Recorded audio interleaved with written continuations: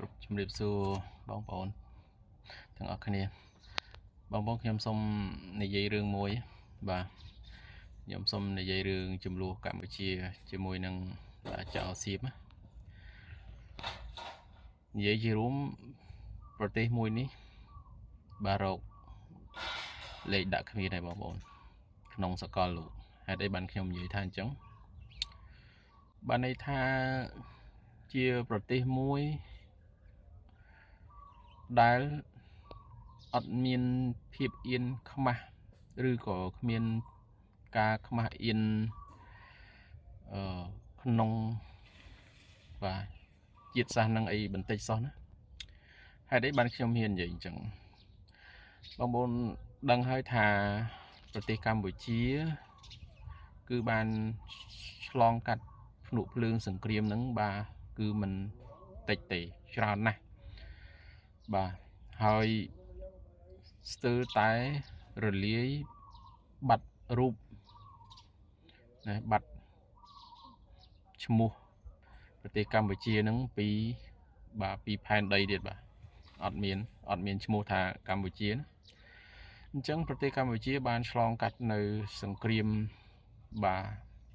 ការបែកបាក់ផ្ទៃក្នុងផងសង្គ្រាមបាទបរទេសឈ្លានពានផងសង្គ្រាម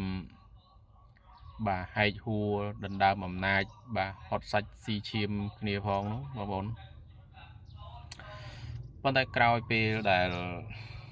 យើងបានមកដល់ថ្ងៃមួយបាទមកដល់ថ្ងៃមួយ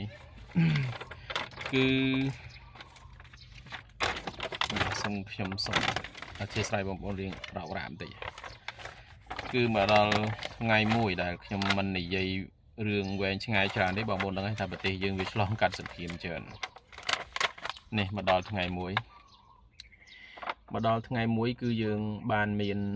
កិច្ចព្រមព្រៀងមួយដែលគេហៅថាកិច្ចព្រមព្រៀងស្តីពីដំណោះស្រាយនយោបាយរួមមួយនៃចំនួនកម្ពុជាណានេះឬក៏គេតែងតែហៅថាសន្ធិសញ្ញាទីក្រុងប៉ារីសបាទ$23ឆ្នាំ1991ក្រោយពេលដែលយើងមានច្បាប់នេះ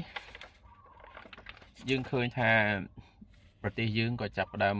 មានការកសាងនិងការអភិវឌ្ឍដោយមានការរួមចំណែកពីបណ្ដាភាគីហត្ថលេខីនៅក្នុងកិច្ចព្រមព្រៀងនឹងឯងហើយចំណុចដែលខ្ញុំនិយាយថាហេតុអីបានជាប្រទេសសៀមគឺជាប្រទេសដែលរកលេខបាទដាក់គ្មានណា